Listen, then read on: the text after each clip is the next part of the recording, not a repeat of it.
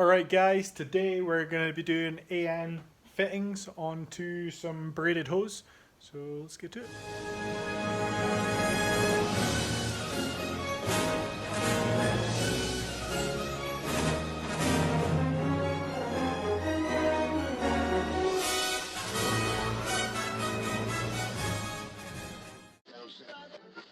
Okay, so this is the drawing here.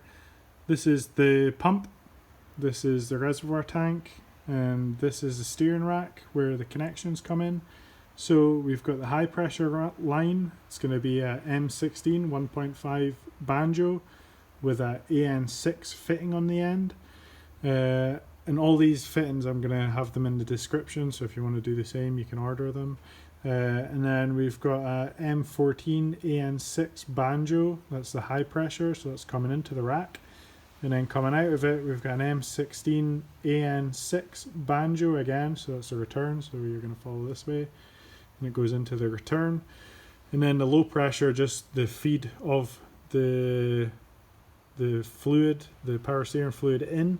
It's just a low pressure line, so it just depends what fittings you've got underneath here. I think one's AN10 and the other one's AN6 I've got.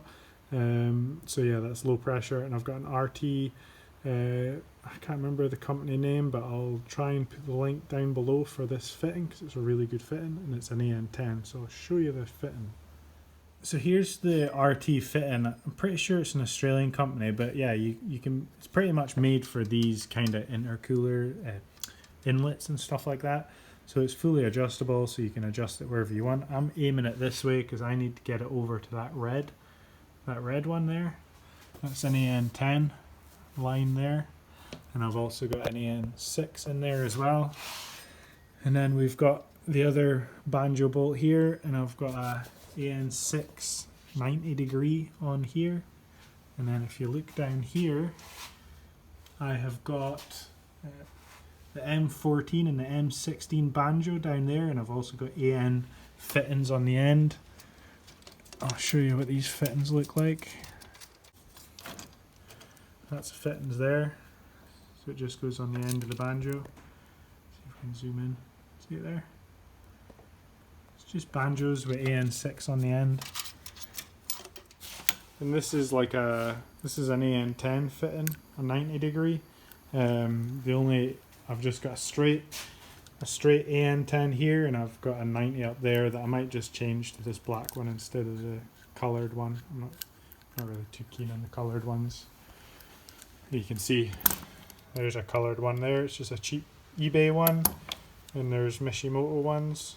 These are used ones that came with yeah, what did they come off? Oh, they came off the oil cooler, Mishimoto oil cooler. But what I've got on the oil cooler one, let me see, where did I put them? Yeah, this line here. These are from Torx. Focus there. Yeah, these are from Torx, the same company that does these fittings here, but these are high flow ones. You can see the elbow is much bigger compared to this one. It's big difference on how much flow you can get through. So I'm using, these are a bit more expensive, these ones. I can't remember how much. I think they're a good £7 or £8 more than the normal ones, but you know, it's for the oil cooler to get more cooling going, less restriction. So yeah, I'm using 4 of these for that, and just normal ones for the breather and normal ones for the steering rack. So yeah, let's get started. Okay, so I have marked out where I want to cut, just a little bit in front, so I actually want to cut back here. So we'll wrap it in some insulating tape. Just this stuff. Just do a couple of wraps with that, and then that just holds all the braided parts together when you actually cut it with a grinder. There's other ways of doing it, but I prefer the grinder, and then we'll just wash the hose out. So yeah, let's do that. Okay, so that's it cut off there. You can see all the jagged edges, and it's also pushing out a bit. So we'll just take the tape, and we're just going to tape it so it's, you know, just a little bit coming over, and that's going to hold it in like so. So you see it's now over. So now when we're putting the fitting over, we'll just use some WD-40, but you can use Vaseline or any kind of lube. You can even use your bedroom lube if you wanted. I guess that would work. Here we go, safety first, doctor's gloves on before you start with any kind of lube. Protect your hands, you know. So you can also buy like soft grips for your vise, but currently I do not have because I have not done this for years. So I'm just wrapping it up in a microfiber. Most people have that at home. Stick it in. You don't want to pinch it too tight because it is just alloy, and I've just done it the wrong way around. So you want it to be this end sticking up, so you can get the hose in. Now when you're doing this, I'm going to lube in here, and I'm going to lube, I think it's just WD-40 I'm using, and you just want to get it all the way down to the bottom. Just watch for the braided lines. Yeah. And the black tape will just disappear inside.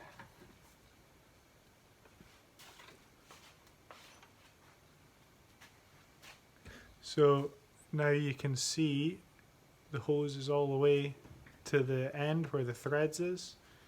So what we do now is we take this part, clamp this in the vise,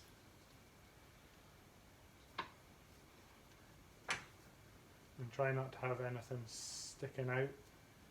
You just want it around the edges, if you know what I mean. And then clamp that up, nice and gentle. Now plenty of lube, like you're in the bedroom. Lube it all up, and then stick it in a hole. And when you do this, keep pressure down, and try not to hit the camera with the end, and you'll feel it start to go in.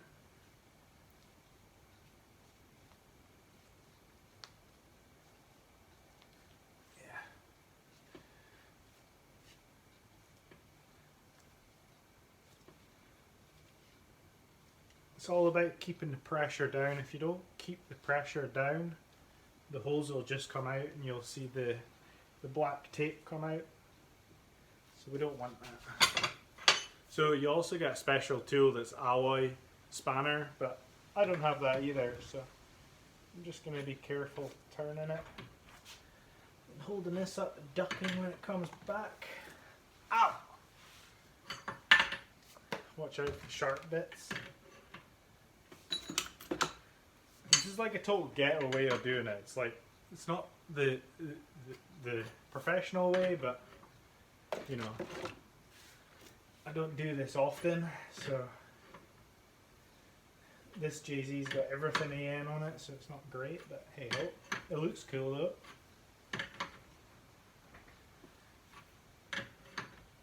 It's easier than getting a hydraulic to make up hoses for you than doing it this way, so.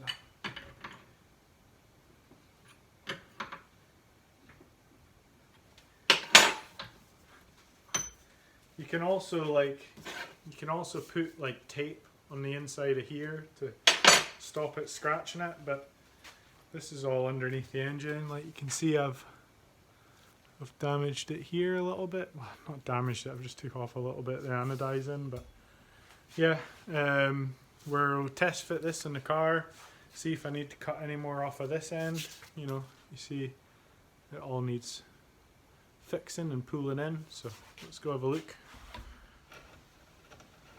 You better not be touching my rocker cover.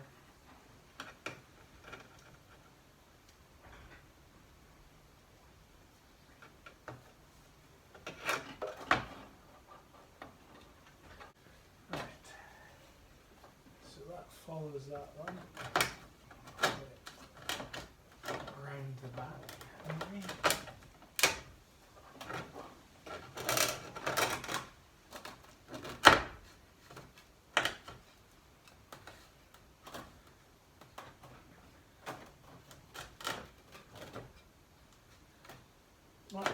say that's the perfect size.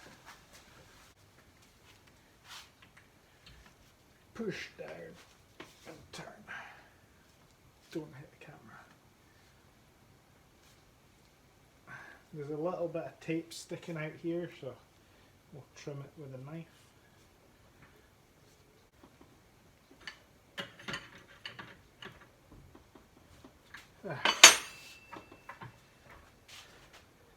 That's neck coming in. Yeah, so we'll just go around here, just on the black tape, and then you just scrape it up to break the thing.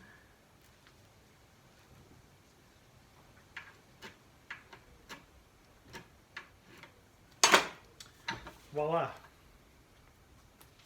2 high flow Torx fittings on. So we'll just go and wash this outside with some brake cleaner. Right, we will set you down there. Stay. We'll give this a good wash.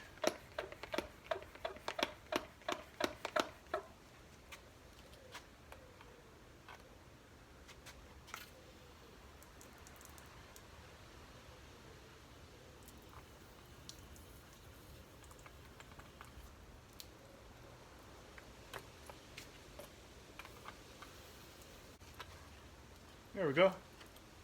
That's all it needs. We'll go fit it up in the car now. Hopefully it's the right size.